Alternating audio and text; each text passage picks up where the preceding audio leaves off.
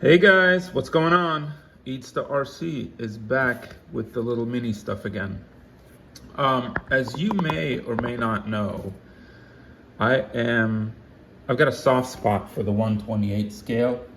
A lot of the videos that I've been doing lately are on the 143, but I think I'm gonna go back to grassroots of where it all started for the mini stuff, which is the 128 scale. Now, you don't see any mini Z's on here, and that's for a reason, because I'm cheap. I eventually bought 30 mini Z's. I've got a huge mini Z selection, but it all started with the WLToys, because if I can do the same performance with something cheaper, I'm always gonna try that first. And so this was my first love at the 28 scale. This is the OG classic. I've always kept a stock one of these, and this is called the WLToys k989. Now, they've reintroduced it a couple of times with different bodies and changed the numbering, but it's still the same car. It's that aluminum chassis. And I'm gonna take this off real quick and just show you what a stock one looks like. This even goes with the stock remote. It's got the stock ESC and receiver, that same brushed motor that they use in all of them, and then a 5-gram servo. They're all-wheel drive with front and rear differentials that are actually pretty decent if you put a little grease in them or whatever. And I've always tried to make these drift and race. And when I say drift, all-wheel drive drift, which I know you guys, it's not real drifting. I have a all-wheel drive drifter. So this was my first attempt at making a fast mini Z. And I probably picked the wrong body, but I was just so in love with the F40. And this is a toy body. And this thing drives pretty good, but it was a little overkill for the track. I've got it on a hinge system. It was a 7,500 kV. I don't know if you could see that, rocket motor, and a PN ESC, which is PN Racing. Sensorless setup, and it was just incredibly fast. It handled okay, but because it really had a big heavy body, it wasn't all that great. And I always thought to myself, can I really make one of these race? And we're trying that today with this. I'll run some videos with this. This is another variant of some of the stuff that I've done with these. This is a metal body. This is an all-wheel drive drifter with a front one-way, locked rear diff, and a front one-way. So this thing slides really nice. I've got it paired to a Dumbo RC, and it's a really fun car to drive. I've also got, let me go get it. I forgot to grab it.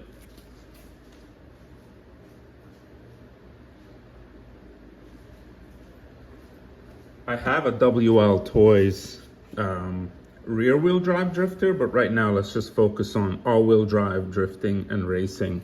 I've also got this, which is a tremendous fun on my RCP track, which I've got set up throughout my garage.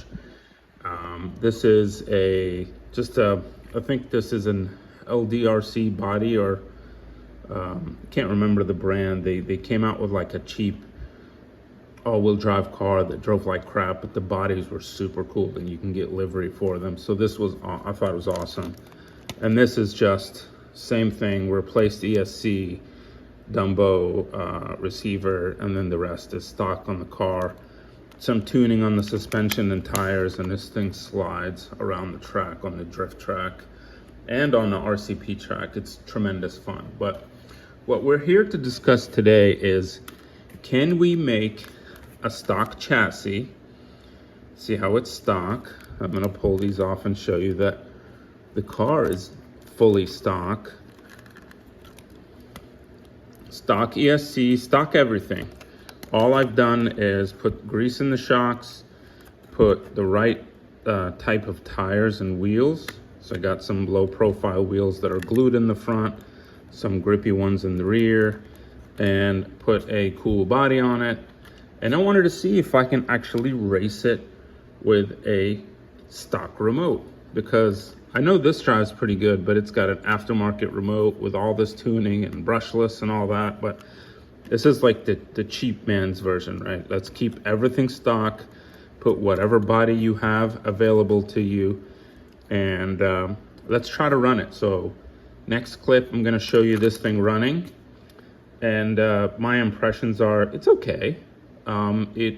It's much better than this. This thing is horrific on the track, but there is room for improvement. So my next step would be to upgrade the ESC and receiver to see if I can get a better remote on it to make it run better.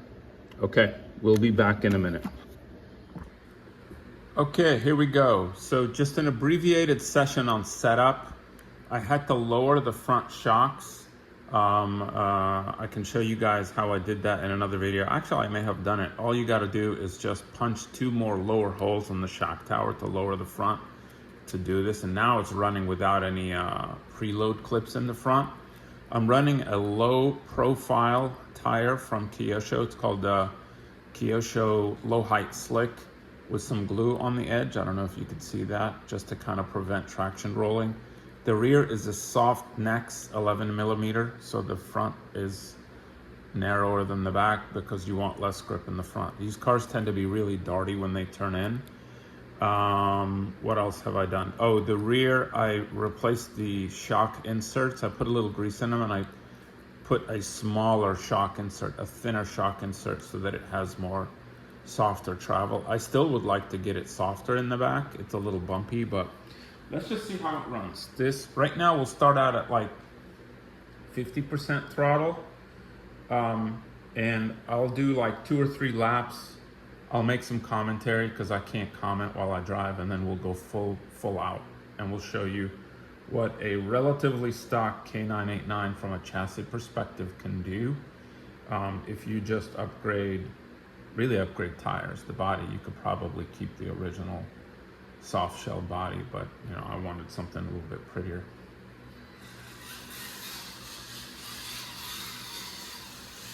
It's a little darty, as you can see. It's a little harder than like a Mini Z to place it because I think there's a delay in the remote.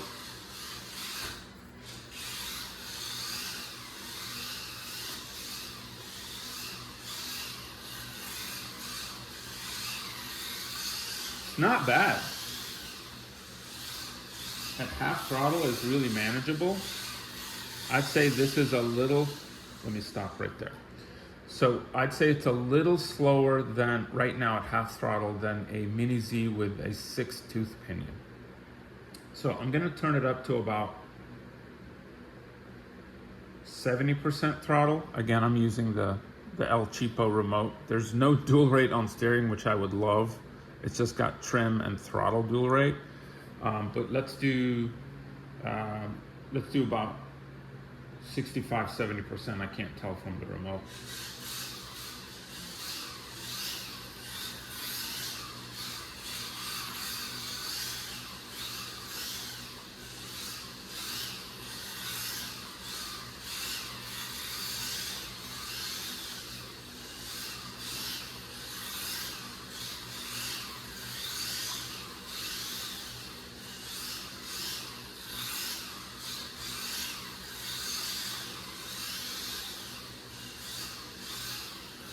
Okay, here's what I'm noticing. There's a delay in steering. The throttle ESC is basically like on off. There's not like a nice graduated application of power.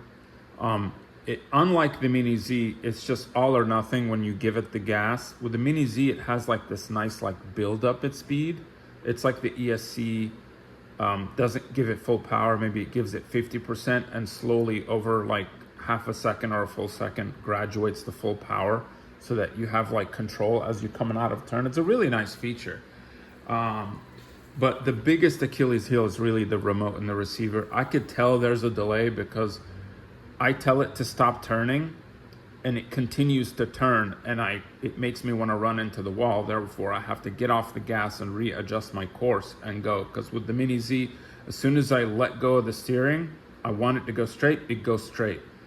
I let go of the steering on the Mini Z, it takes a split second and it it's a little bit delayed, and so I end up running into the wall. So I'm gonna turn it up full bore now. Let's see if I can drive a couple of laps without crashing. It is more difficult than a Mini Z to drive, but it's cheap. Like, you can get one of these for 40 bucks. You have a body laying around the house, maybe another $10 of like tires or whatever. 75 bucks tops, you could have a decent driving car if, you know, $200 is too much for you for a Mini Z. Yeah, I just gotta get used to it.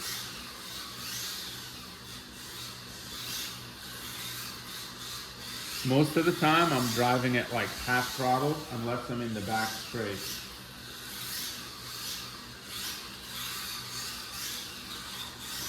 This would be so much better if I just upgraded the ESC and receiver to a nice remote where I have some control. It would drive so much better. Which I'll do that in a follow-up video. And I'll tag this video in it when I do the follow-up video. I'm gonna run a Mini Z at the end of this so that you see kind of the difference. How like the Mini Z is just easier to drive and smoother, but this is really not that bad. This is faster than a 6-tooth pinion Mini Z.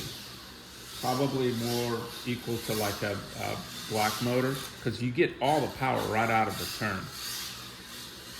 Let me just focus on driving and shut up for a second.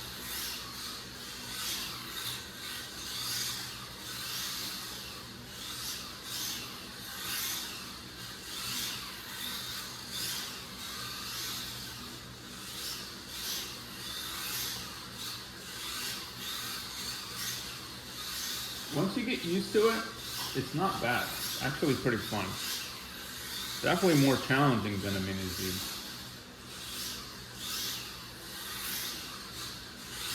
So again, next step is for me to upgrade the ESC on this and see how it runs. It may take me a while because I gotta put this track up today. The wifey wants her garage spot back. Can't make the wifey upset. All right, let me get a Mini Z and I'll show you guys what that looks like in a minute. Okay, now we're gonna show you how a Mini Z drives. This is a stock Mini Z, 6-tooth pinion, stock everything. The only thing that's really been upgraded are wheels and tires. You don't even need to upgrade the wheels. I just wanted these cool BBS wheels on my Lambo. Now, this is probably a little under $200 the way it sits with stock remote, stock electronics. Ultimately, what I'm trying to do is get a Mini Z upgraded with brushed motor to see if it can compete with, a WLToys with a brush motor to see if it can compete with a Mini Z. You saw how the WL drove? It's fast, it's a little bit harder to control. This is not as fast, but it's much easier to control.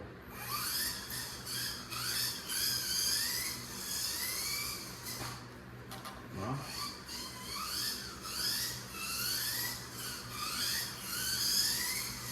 you see how I'm running smoother lines?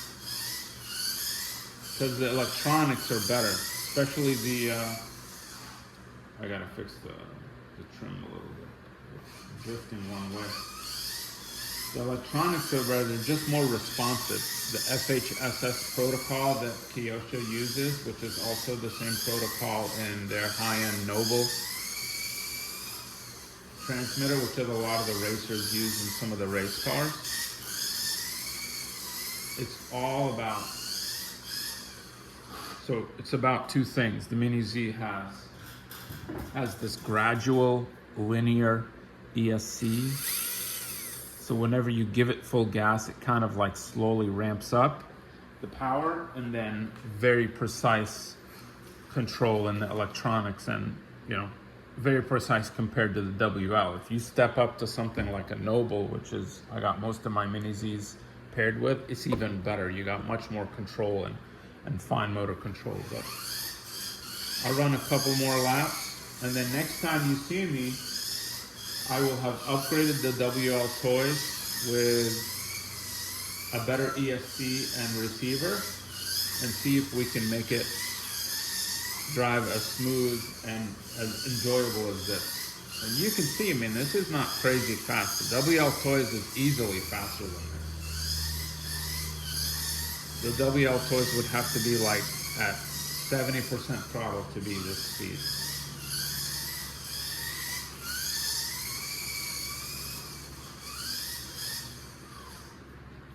There you have it, folks. We'll be back next time with an upgraded WLToys.